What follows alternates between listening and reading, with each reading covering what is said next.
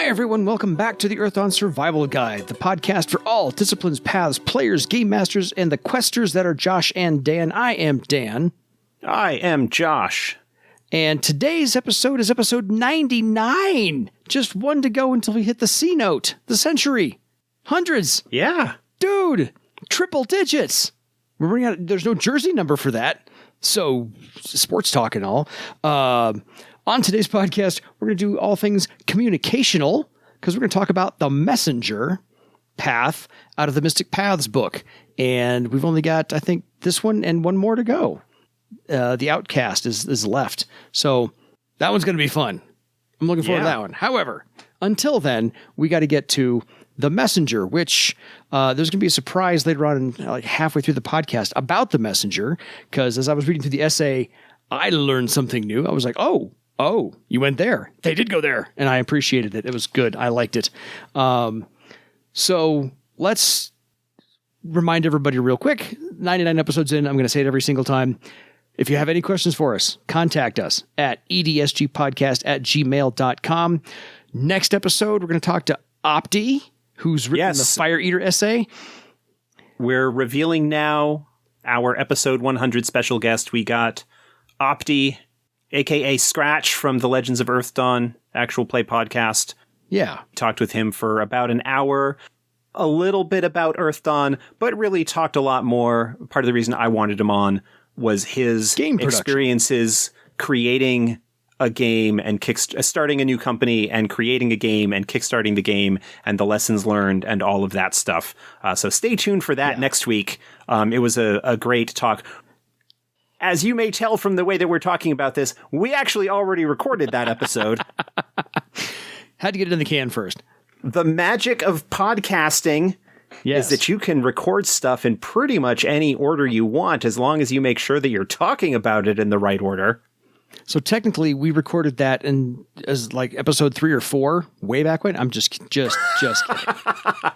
No, we actually were doing our own normal 2 episodes a night, and tonight we were doing 99 and 100, and it just worked out easier to do 100 first, because then we could get Opti when we started recording, and then we were done, he could go, and we hung around to do 99. So episode 100 is more of the game production survival guide than just the Earthdawn survival guide. However, there is a tie-in, and we'll go with that. On to the messenger. The first iteration I could find, because I went through all the books that I had, I didn't do a deep dive, but the first iteration I could find was in the old RedBrick Namegiver's Compendium. Was there anything earlier than that you could find? That you know of? Because I couldn't find anything in first edition, and I know it wasn't in second edition. I feel like it might have originally appeared as something in one of the Earthdawn journals. I don't know if you checked those. I didn't check those, but I think I know those I thought I knew those pretty well. I know the Spy was in there. I know the Mystic Warrior was in there. I know the Combat Mage was in there. Yeah, I don't recall the messenger being in there as an actual discipline. So, but anyway, as I said, the first one I could find was Earthdawn Classic in the RedBrick, Namegiver's Compendium, and there was a full 15 circles in there, with a myriad of great talents, very useful talents. So it seemed like a very well fleshed out discipline with combat and exploration talents and defensive talents and all these things built in with a nice worldview, which I think carries over quite nicely. So I dug it. You just couldn't be an orc or a windling. There was a small racial thing. And I want to say that in some other source book somewhere, it was like obsidiman only. You can only hire an obsidian to run messages and stuff from city to city. I don't recall whether there was an actual discipline that was created as a fan creation or whatever prior to the RedBrick version. I feel like there was, but it was based on a bit of setting lore that was in existence from the original core rulebook. Yeah. The idea that messengers between cities, that people you would hire to carry messages from population center to population center would commonly be, or were almost always, or the most reliable ones of them, were obsidiman because of their stamina and doggedness and just general desire to see things through, and that windling messengers were generally the more desirable ones for like communication within the city, because they would be able to, as the crow flies, get to where they needed to go and would be kind of among the fastest to deliver a message locally. But the messenger discipline, at least as presented in the RedBrick book, and I did not go back and check, does not, I don't think, have a whole lot of lore or setting stuff that goes along with it. There were several interesting talents and some interesting mechanical ideas that kind of are there, but it didn't really seem to have much of a place in the setting beyond this is something that the rule book mentioned, and so we're going to make it. Yeah, I could see it as part of an NPC thing, or you hire out, if you hire hirelings, or you need to, rent a mule or something like that. You hire a messenger, send your message, so forth and so on. As a playable character, I always had this hard time picturing, okay, so what am I doing hanging out with these folks? If I'm in a party of people, I'm the messenger. Y'all got to come with me. Or if I'm the game master and somebody's playing a messenger, how do I keep them involved when they need to go zipping back and forth from A to B to C to D to Q to F, back to K? What do we? I didn't quite understand how that was going to work as a playable character per se. Right. It feels like something that was created. And again, I am not as familiar. I think of all of the paths that are based off of earlier stuff, the messenger is the one that I have the least familiarity with when it comes to its development history. And it might have had a fairly shallow, relatively speaking, development history. But it feels like something that was created because this was something that was referenced. Let's make a discipline around it, because back in the earlier days of homebrew Earthdawn stuff, you made disciplines for everything. Yeah. And it was something that was mechanically created, as a lot of homebrew disciplines and stuff typically were, without given a whole lot of thought about how it might fit into the setting beyond what was already presented there, which is to say, there are obsidiman messengers that are highly desired to go from place to place delivering important messages, but also how it might shape the game, how it might interact with the table and an actual play, what would be going on. And that's something that I've talked about with other paths and, rejuvenating older disciplines, whether from, first edition books or homebrew stuff that kind of made its way in, or whatever, even the new stuff. That was a big part of what Morgan worked on as he spearheaded this book, was let's give this a role in the setting that also gives us or gives the reader some guidance or ideas as to how it might interact with a campaign or adventure. And I think the advantage of paths more broadly is that they are things that are much more aligned narratively with the type of stories that you might tell with them. And it's a lot easier for a GM to say, we're not going to be running a game where a liberator, for example, is going to be particularly happy or welcome. And so they might exist within the setting. It's a lot easier to perhaps restrict the ability of your players to pick up a path in some ways than it is to say, oh no, you can't play a Nethermancer in the game. Like it feels very different to restrict a path than it does to limit access to a whole discipline. A whole discipline. Yeah. Even though there are disciplines that are easier or harder to fit into a particular campaign framework than others. Cavalryman, air sailor. I'm looking at you in particular. Exactly. I was going to point out the exact same too.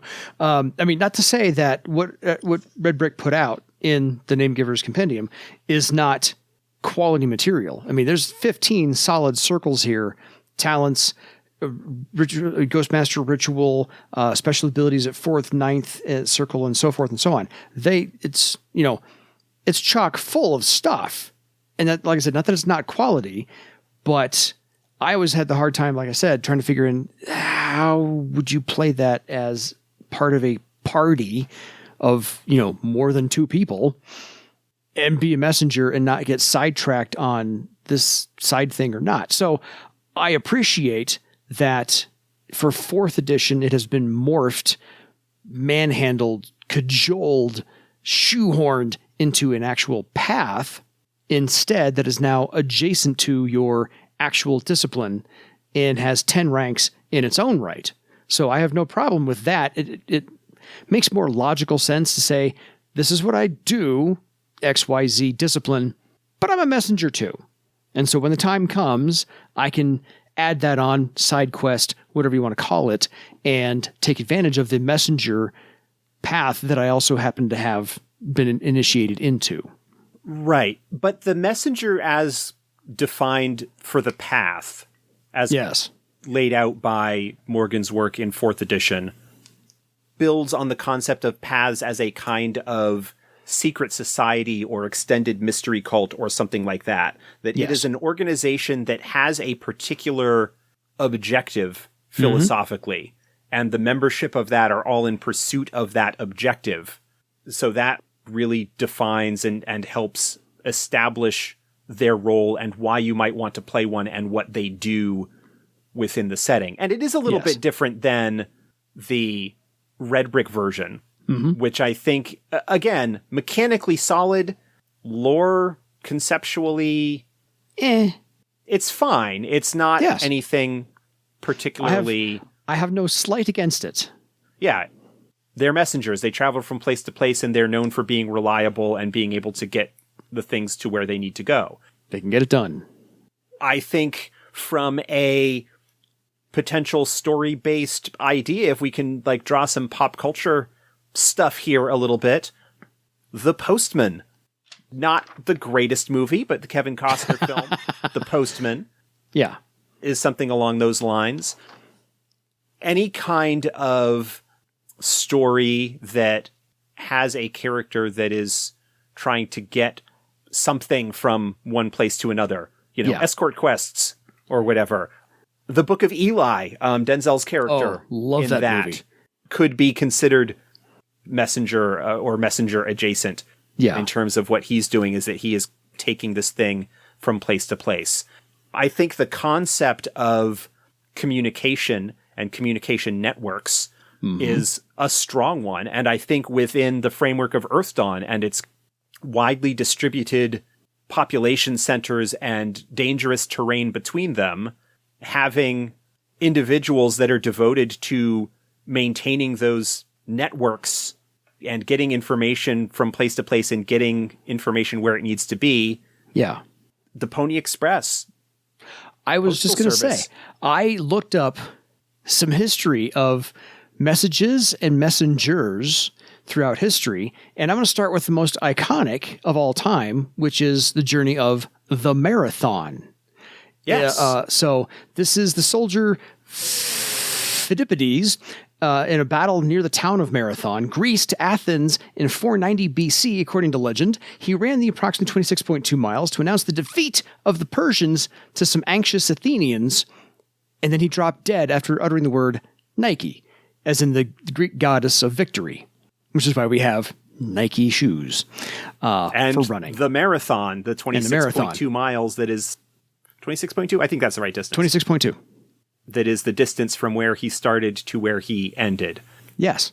It is considered one of the pinnacles of athletic endurance and ability in some regards. And not an easy task. Yeah, it is a difficult thing to do. Well, and most people do it on an overland cross-country type race where you're having hills and weather uneven and terrain other stuff. And trees. Yeah. The 100-meter dash is impressive in terms of the amount of power that those people can put out in such a short period of time. Yeah. But the marathon is its own thing. Yeah, do a marathon in sandals over uneven terrain without a road versus everyone's, in cross trainers shoes. For a road in those days. Yeah, and went past for a road. So one of those things. However, other than that, the progression of messaging, instead of just one person running from here to there, smoke signals, not only used by the Native Americans, they also used them in ancient China. And also they still continuously use smoke signals in Rome to signal a new pope has been appointed. Carrier pigeons as well, and I'll get to a famous one on that one as well. And then messages in a bottle, actually dropped from ships. They use counting on the currents to drop them off on the shores of Britain, and the Queen actually appointed an official bottle opener. So if you actually were just a casual person walking on the beach and opened a bottle and received a message, you could face the death penalty because you were not the official bottle opener for clandestine messages like that. The telegram, which put the Pony Express out of business as well. But some actual famous ones you can go with. Marathon Man we talked about. G.I. Joe was an actual carrier pigeon during the Italian campaign of World War II in 1943. The American Army called for bombers to take out the German positions in the picturesque village of Calvi Vecchia. However, the village was subsequently captured by the British Army, and G.I. Joe the pigeon raced to deliver the news and flew 20 miles in 20 minutes and saved 1,000 men from an airstrike. Wow. Messaging. Impressive. It's That's important. Cool. You brought up the telegraph and how that was a revolutionary advancement because prior to the telegraph, if a message needed to get somewhere, somebody or something needed to physically carry it. Yeah. Over the course of human history, for the most part, messages needed to be delivered by a person. Yes. And the sanctity, in a sense, of the messenger is something that has a fairly long and storied tradition within culture, just in general. That the idea of the mail service, the post, the messengers. Yes. That is a vital aspect of civilization, and you don't mess with it. Darn near sacred, I might say. Yeah, because even if you're going to put out a message in print form and distribute it to many, many people, someone still has to carry books or pamphlets to somebody else. So the telegram absolutely changed everything. And for our British listeners, we are going to give credit to the simultaneous invention of the electrical telegraph, Wheatstone and Cook in England, and Samuel Morse in the United States. Same year. Got it done. So, just saying. Anyway, so a little history lesson for you there on the messengers. I have others later because we get to reveal something as a surprise about the messenger path in 4th edition. So my favorite part of the essay in the Mystic Paths book is that the messengers are a collective of dedicated wanderers. I found that just a wonderful description of what this actually is. It's a loose network of people carrying things to and fro, sometimes 2 or 3 things to and fro at the same time, and not getting them mixed up as to who gets what and who does not get the certain thing that was told to them as well. But the main qualifier to become a messenger is if you are an applicant, you must not have sworn allegiance to someone in a position of power because you are to remain neutral and just carry the message without interference for bias or perspective. You just carry, that's it. This is what I was told. This is how I was told it. Here you go. Or I'm carrying this parcel. Here you are. However, when you are a loose collective of dedicated wanderers, there is one place you cannot typically go. The Bloodwood has a little thou shalt not pass much into Bloodwood, and they don't, and messengers, by the way, in return, don't allow blood elves to become messengers either. So, kind of a... Part of that has to do with at least the perception that blood elves are loyal to Alakia, and that even if they are not necessarily sworn, they are very likely not neutral when it comes to the broader scheme of things. Yeah, probably not. Probably not. So what the messenger actually is there to do is currying letters, spoken word. And when it's spoken word, it's all the intonation and gestures that they have to mimic and copy so that the recipient can understand completely what the message was or is. They also will ferry goods to and forth, parcels, treasures, whatever the case may be. So that is also part of their assignment of you need to bring this from point A to point B, maybe even C or D, make it secure, and don't let anybody interfere with it. And again, that's kind of a sacred duty that Josh alluded to earlier, which is that's something respectable. So bandits might try to, pinch you a little bit here and there and take stuff from you. Like if you talk about the age of the Pony Express leading into the rail lines and the settlement of the western United States, the plains and so forth. Yeah. There was a lot of awful stuff that went down. We're not getting into that. No. But a lot of the classic ideas of the bandit cowboy and so forth from that era of the Wild West would target the mail because obviously money and other valuables and so forth would be shipped through the mail. That was something that would definitely be of a concern if you are taking information. If you take a look at the Travar book, for instance, information can be just as valuable, if not more so, than the actual physical goods that you might intercept, because the information might allow you to take advantage of an opportunity ahead of time or leverage some knowledge that you have in order to turn an even greater profit than you would if you just stole the stuff that was being recovered. Yeah. People who rob the stagecoach for gold and jewels are short-sighted in a particular point of view. Well, yeah, because every good thief knows that something's most vulnerable when it's in transit.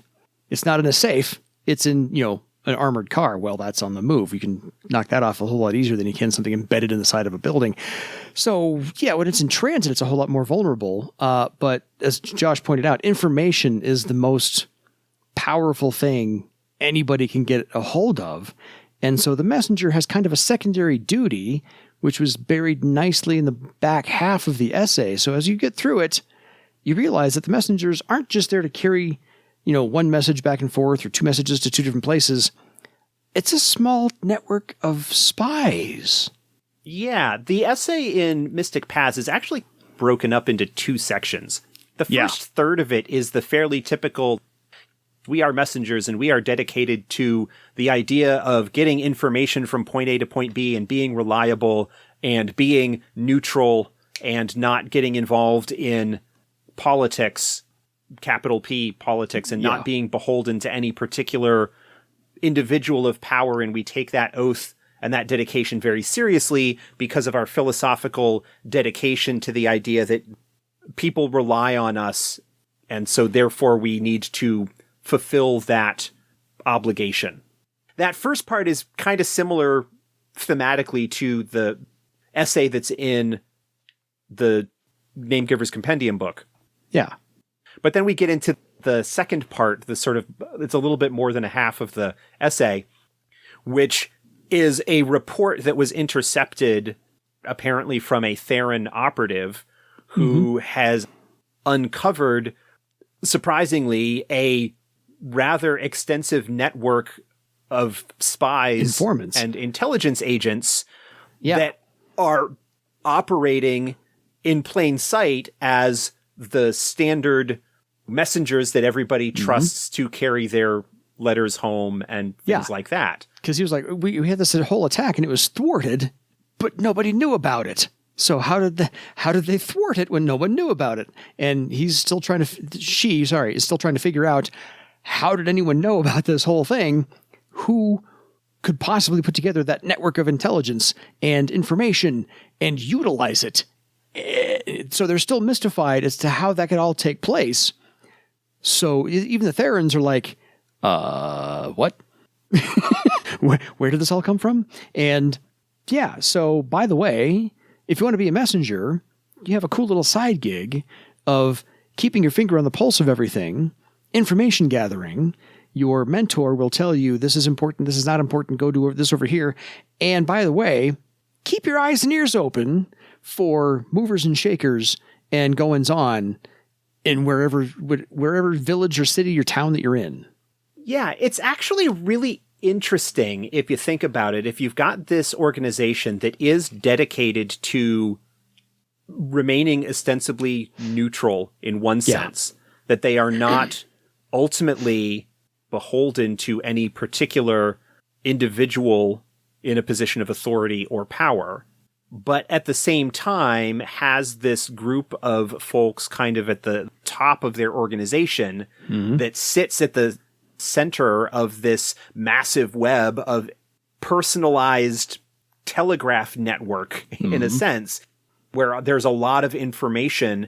And it's not that the messengers are making copies of these letters that they're carrying and passing them along. They actually, I think, generally do take that duty very seriously. Yes.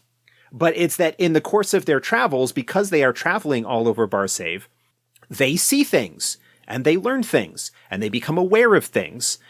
While they might not necessarily know the exact content of a letter, they know that they are carrying a letter from this merchant in this place to this merchant in this other place. And they've actually sent a lot of messages back and forth recently, just having these eyes and ears all over the place and having people that are helping coordinate all of this.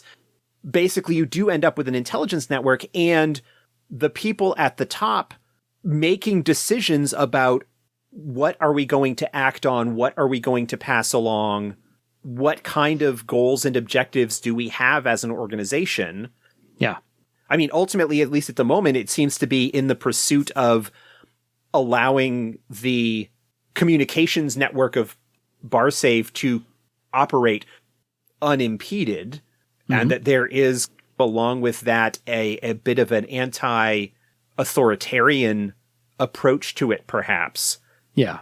Clearly, by what goes on in Iopos, that is the kind of regime that would not be interested in the free exchange of ideas and flow of information. Yeah.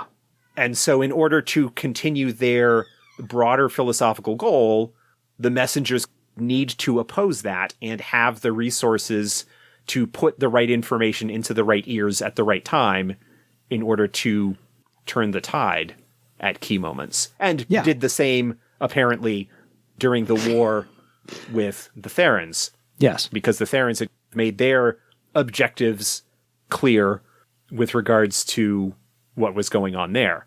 Because the messenger network is throughout the entire province of Barsaive.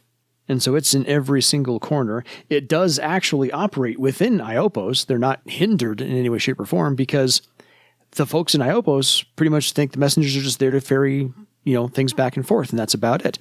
They don't suspect. Great cover. They don't suspect that, the messengers are actually gathering intelligence for movers and shakers of Barsaive for the benefit of Barsaive. Not Thera, not Iopos, Barsaive.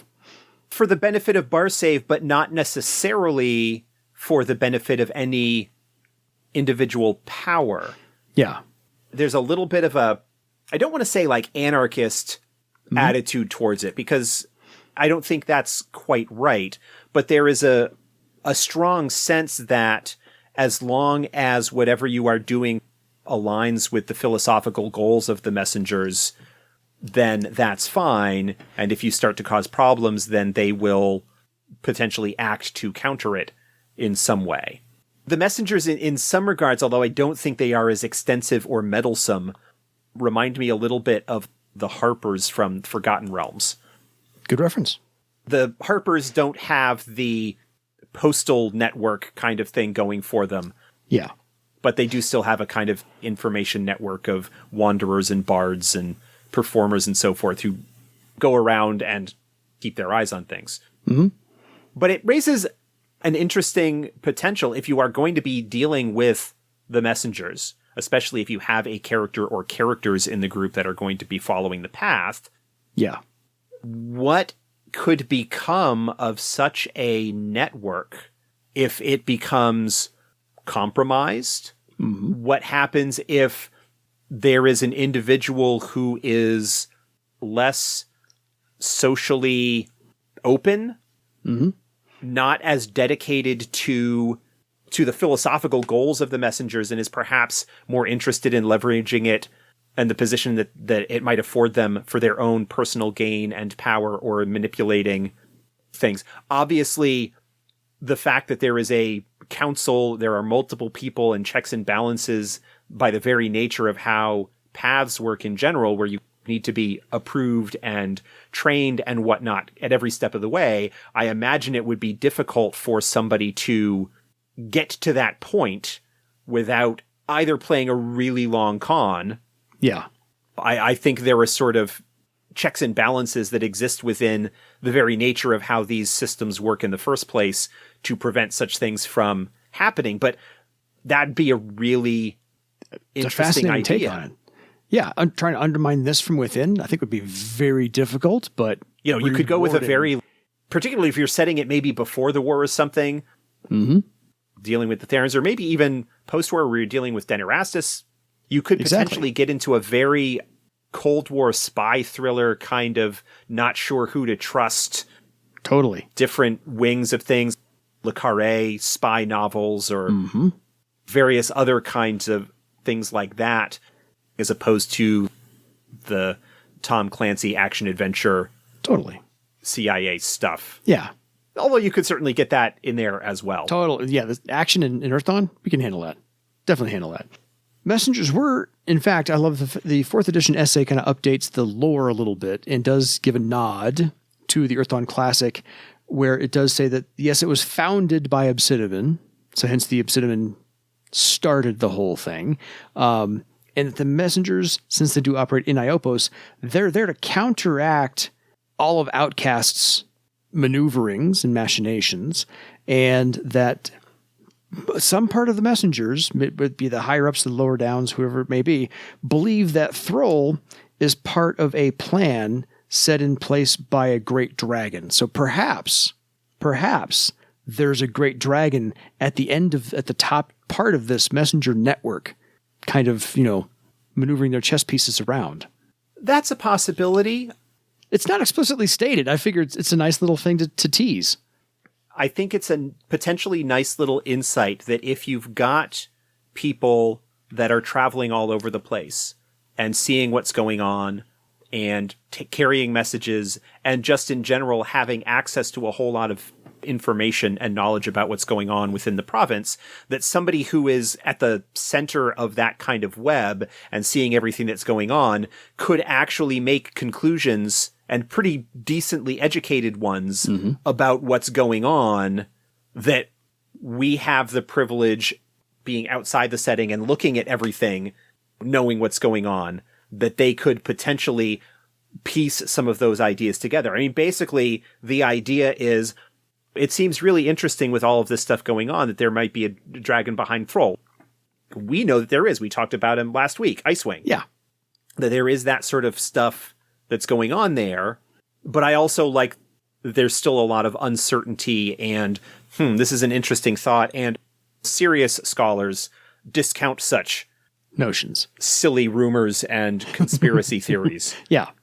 So as we pointed out, Josh mentioned that Morgan likes to do the paths as a secret society, little sect of their own. I think the messengers are the super secret society, since they're hiding in plain sight and are actually spies for their own network to ensure Thrall's. And it's also certainly possible that you could approach the messenger path as a group within a group, that you've got the broader path. And it might be that many messengers don't really have anything going for them beyond the basic wanderlust and idea that goes along with traveling from place to place and making sure that messages get to where they are and just kind of fulfilling that really basic philosophical objective. Yeah. And it's not until you get up into the higher levels of the path where you might have this smaller membership inner circle that, having witnessed what had happened in the past, perhaps with the First Theran War, various other things that might have gone on, and understanding that, yes, we try to be neutral, but also there are times that we have knowledge that must be acted upon. And maybe that just involves us getting that information into the right hands at the right time. Yeah. And sometimes it involves us maybe getting our hands a little bit dirtier personally. Mm-hmm. But we need to do what we can to try and maintain that public face of a fairly neutral postal service. Yeah. So I have 3 quick examples before we get into the actual mechanics of the messenger. I have 3 actual historical examples of spy networks or spies/messengers. First one is the Hikyaku, also called the Flying Legs, were couriers for the shogunate government of Japan's medieval period. They were known to average about 80 miles per day and ran in all conditions, wearing little more than a loincloth and sandals. But with their help, the shogunate created a sophisticated network of information stretching from Hokkaido all the way to Nagasaki. So that ain't 80 miles a day? That's what it said. Wow. I know. That's impressive. I agree. And that might just be like the Pony Express, which is, one goes to A goes to B goes to C goes to D. So not one person 80 miles a day, but maybe just the network could stretch that far. I don't know. That's one thing. Second one is... That's still really fast, though. I know. That is awesome. And it's breathtaking in its capability that way. So, some ideas. Two, hey, they had magic at their disposal, is all I'm saying. Little Earth Dawn magic. One of those things. The second one, the White Mouse. After France surrendered to Axis forces in 1940, Nancy Wake became the courier and spy for the French resistance. The Gestapo, frustrated by Wake's ability to elude capture, dubbed her the White Mouse. She was known for being ruthless and cunning, once killing an SS sentry with her bare hands to prevent him from sounding the alarm during a raid. By 1943, 3 years later, there was a 5 million franc bounty on her head. So I can imagine, if you're doing this against the Denerastus in Iopos, perhaps there'll be a mark on you eventually. Third one, John Richard Lepenotier. I'm going to mispronounce that completely. By 1805, paranoia in England over the possibility of a French invasion had reached fever pitch, especially after French forces had landed at Fishguard in 1797. 8 years earlier. Contemporary propaganda revealed the farcical fears that the French would be invaded via hot air balloon or even by burrowing under the Channel. After the decisive victory at Trafalgar on the 21st of October, Franco-Spanish fleet was destroyed along with Napoleon's hopes of invading England. John Richards Lepenotier, in the speedy HMS Pickle, made the journey from Trafalgar to Falmouth in under 2 weeks and subsequently journeyed to London by non-stop post chase, making the journey in just 37 hours. So... had to carry some messages along there too. So spy networks, messages, these are important things. Had to be brought up. Anyway, so which disciplines does the messenger lend itself to most easily? Well, really, all of them are welcome, but typically, 4 or 5 kind of lead the way. Illusionists are very welcome. Scouts are fantastic at this. Troubadours, well, they tell a good yarn. They can memorize all kinds of passages of words and text. Air sailors, they travel really quickly. And thieves, because, spies and thieves. Especially for those that are more along the espionage route. Yeah. That'll work. So passions and questers, really certain passions fit this quite well. Josh will kind of give some insight into why these are lending themselves well to this. Theranuous. Passion of motion and revelry. Obviously, a messenger is going to be on the move quite a bit. So having some devotion to the passion that would speed your steps is a good idea. Low cost. Passion of freedom. Definitely something that is a bit more in line with the inner circle message or philosophical goal of trying to prevent any single power from gaining ultimate control over the province. Minbruges. Justice and truth and honesty are concepts that play very nicely with the messenger's philosophical goal of neutrality and getting messages to where they need to go. And Vestrial. Well, you got the old sneaky guy there. Little bit interesting that you have one of the mad passions that would be involved with this. Again, those are probably more of the clandestine espionage, more secret or secretive members of the organization. Yeah. However, but go for it. You don't tend to end up with full questors because, again, the idea that a messenger cannot be beholden to a single master, the messenger has to remain independent. The dedication required to become a questor ultimately means that you are in service to that passion. That would strongly interfere with the independent-mindedness that typifies the messenger path. Yeah, because you can't serve two messengers. You can't serve two masters when you're a messenger. You have to service the message and the person who sent you on that, and that's one and the same. So you can't really do that. So other paths are kind of okay, but as long as those paths don't impact the responsibility of the messengers, you should be all right. There's a very few of those, really. So Brothers of Stone, that's okay. Fire Eaters, also okay. Journeymen, quite well. And Scholars, no problem.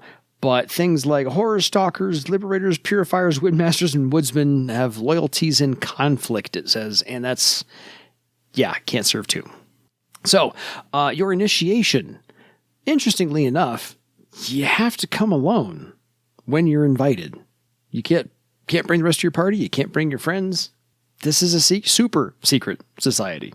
The discussion there of the initiation and whatnot and the potential candidates is that while there may be plenty who are suited, perhaps temperamentally or otherwise, to deliver messages overland between population centers, and might be very interested in becoming a messenger of that sense, they are gated out of the inner circle and the deeper secrets. And that I imagine that there is some time where they might be observed and watched to determine how dedicated they are to maintaining that independence from entanglement with any particular external loyalties. Yeah.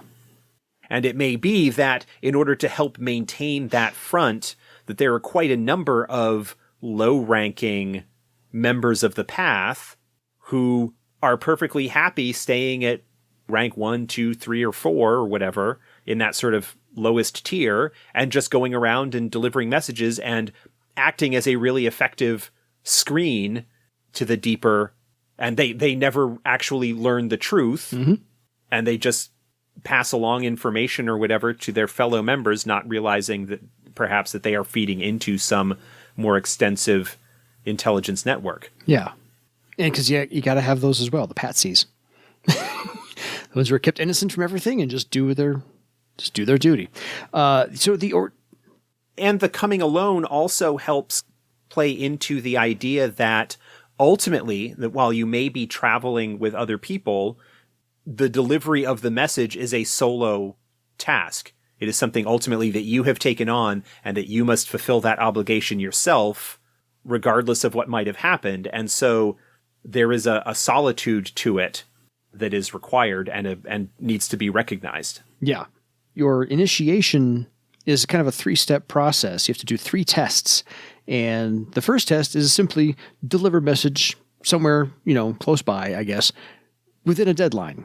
Make sure you get it there, get it right, done. And you'll be observed, obviously, secretly. Second test is to do the same thing. Deliver a message by a deadline, just considerably further away. And then the third test... difficult. Yeah, a lot more difficult. Just a more difficult... Yeah. Third one is to deliver a message, probably further away, but this is it's either a sensitive message, it's clandestine, or to somebody who you have to keep it secret when you meet them to give them the message. So this is the ever-increasing level of difficulty on just your initiation. This is also something that allows the handlers and higher-level members of the path to assess the candidate's potential and what they might be able to do and how they handle themselves in difficult situations. And it may be, again, that somebody might be able to do the first 2 without problem, but has problems with the third, but still sort of get inducted into the lower ranks of things to provide a screen or cover for the activities of the deeper organization. Because here's the trick. They kind of frown on the whole violence thing, because violence to somebody else in the middle of getting your message from one place to the other kind of draws attention. And the whole point of being the messenger is you're not supposed to draw attention to yourself. Just a little bit. One of those things. Anyway, so after all 3 of those are done and you are approved, then you get to swear your blood oath. And then you're in. So anyway, yes, there are 10 ranks to the messenger. You do get to alter your karma ritual just a little bit or so, but not really so that anybody else, unless they're paying very close attention, can tell that you've altered it. One of the other things that's a little bit unique to the messengers as a path is that you advance by doing tasks that are assigned to you by other members of the messengers. Mm-hmm. Unlike some other paths, like say the Horror Stalker or various other groups where an individual might choose a task and perform it and then bring the results of that to more senior members of the path in order to say, here is what I have done to demonstrate my dedication and my ability and fitness for advancement. For messengers, it's you do jobs and you do more jobs. And if you do jobs well, then you advance. Yeah. If you have a messenger in your group or a group that's going to be working very closely with the messengers, you have a built-in framework that exists for giving them a bunch of different adventures that all revolve around the idea of bring thing from point A to point B. Yeah. With varying degrees of difficulty. Maybe they encounter obstacles along the way, whatever. I mean, if we think back to the first edition classic adventure Infected, that's a messenger job. The group is hired to take letters from the dwarf in Barter Town Charboya to his home village in Honto. Yeah. That's their job, is to just go from point A to point B and deliver the messages and then bring the responses back. Yeah. But they get to the location and find this problem going on and need to deal with it. Mm-hmm. That's the kind of framework that you might find for a messenger-based adventure on a really basic level. And then, of course, you might have other situations if you're dealing with more intelligence network gathering-y spy type of things. Yeah. Where they might be provided with additional tasks or secret missions or whatever. But the bulk of the advancement comes from doing jobs for your superiors or doing the jobs that are assigned to you by your superiors. Yeah. With ever-increasing difficulty. Going from there. Yeah, ever-increasing difficulty on those as well.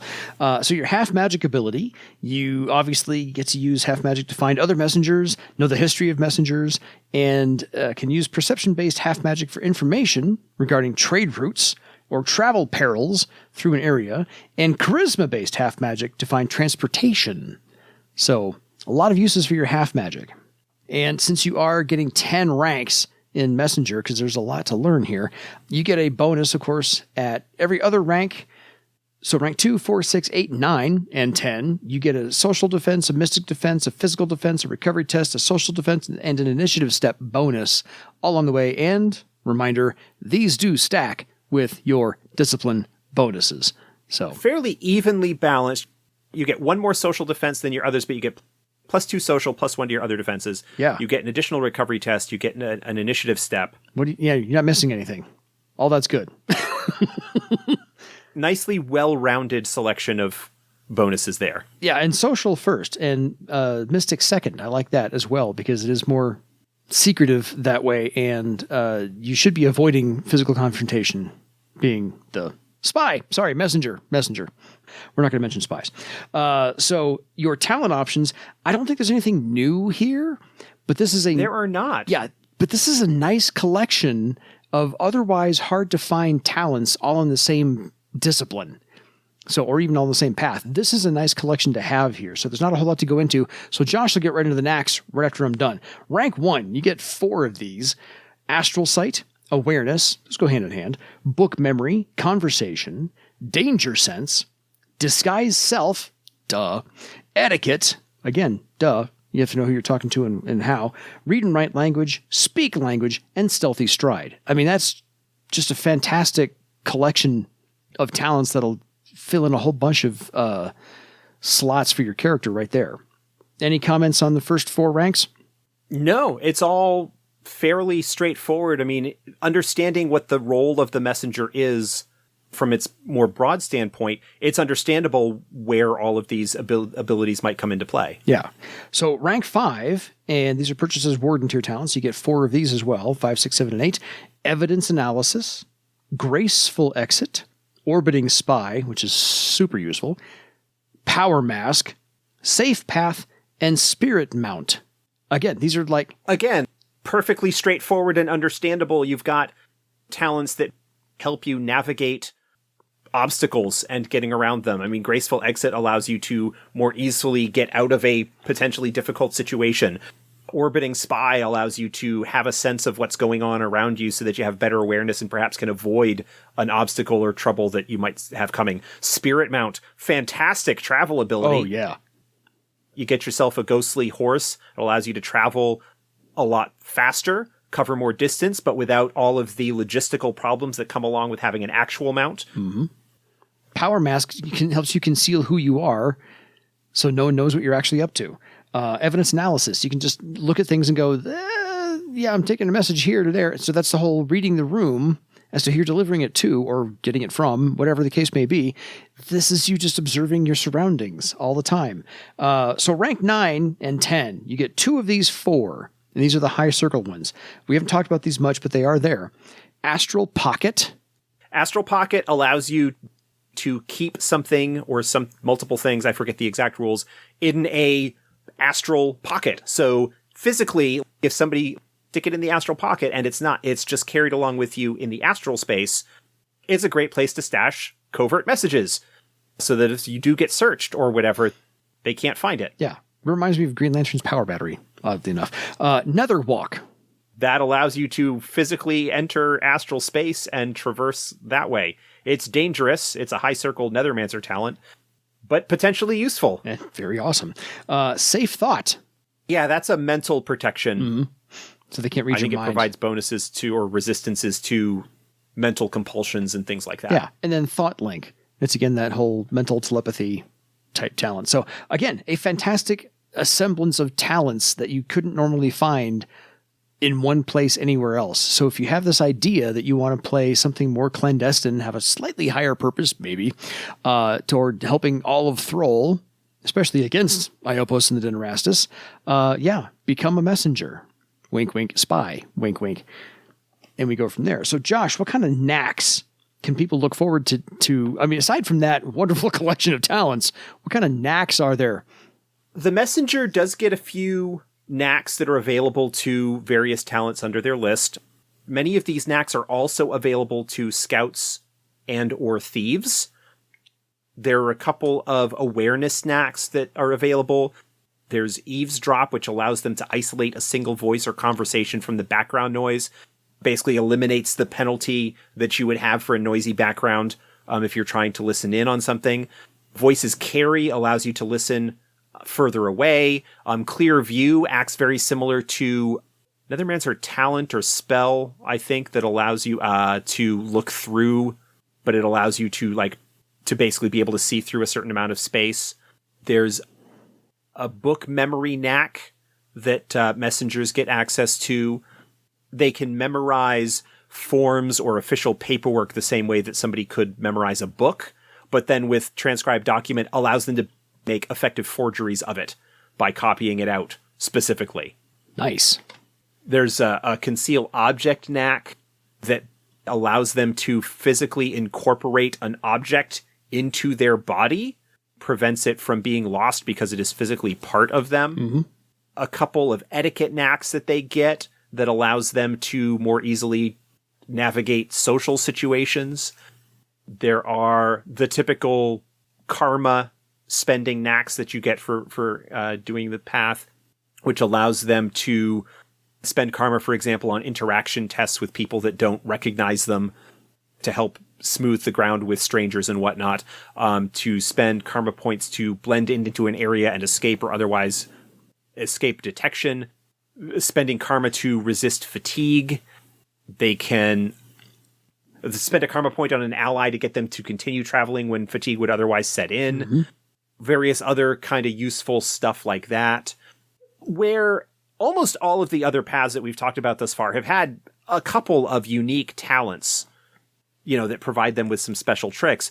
The messenger doesn't have anything flashy in that regard, but they get a lot of tricks that leverage some special abilities through the talents that they already have, and many of which are semi-common talents, which again, if you're going with the more clandestine route, helps play into that idea of spies and covert activity, because an adept using awareness, for example, I mean, not that it's a flashy talent to begin with, but that's not an unusual thing. An adept being more perceptive is not an uncommon magical trick. Yeah.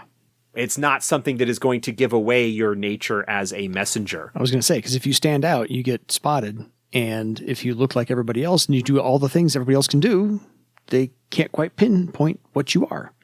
Similar to the scholar, I think we talked about, the messenger also has access if you're a spellcaster.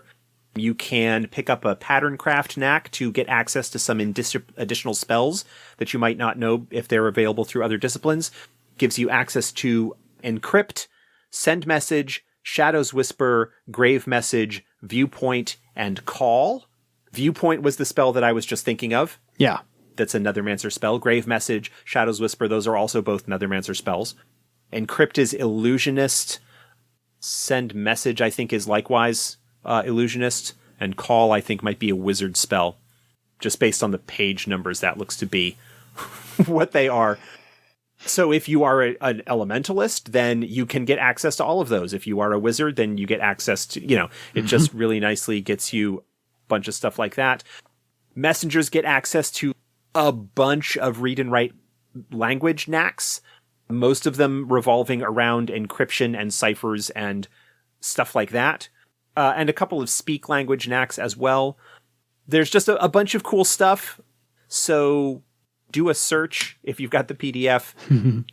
Do a search through the PDF for Messenger and see all of these little knacks that pop up under a whole bunch of different talents for them. Yeah. So any discipline's welcome. Any race is welcome. There's nothing racially specific about this because they want as many people as possible to be in their network, to gather as much information as possible, and curry as much information back and forth as can possibly be done. Any further thoughts about the Messenger? I think this is a really wonderful update to 4th edition to fold in the Earthdawn Journal Spy as well as the Messenger and kind of blend those two together and update the lore a whole lot. Yeah. It was very well done. I've been digging this one. It's cool. I really like the multiple layers, that there's this public face that everybody is kind of aware of and doesn't think too much of.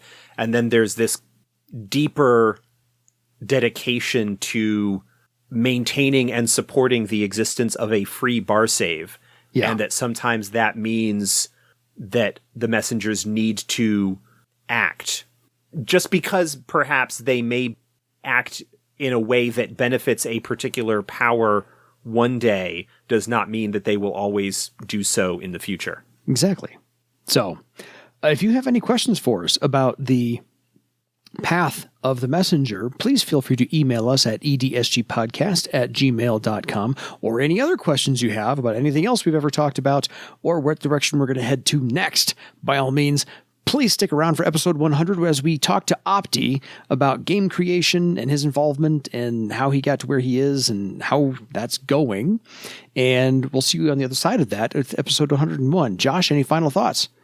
Yeah, I hope that for those of you who observe it, the holiday season finds you well. We are in the tail end of 2021. Yeah. We're glad that you continue to come with us. It's possible that we might take a hiatus week or something in the course of this holiday season. We haven't actually talked about that yet. If there is a week where you don't see a new episode, do not be alarmed. It is probably us just taking some well-deserved time off to relax and spend with our families. Absolutely. We do have more episodes planned. Trust me, they're coming.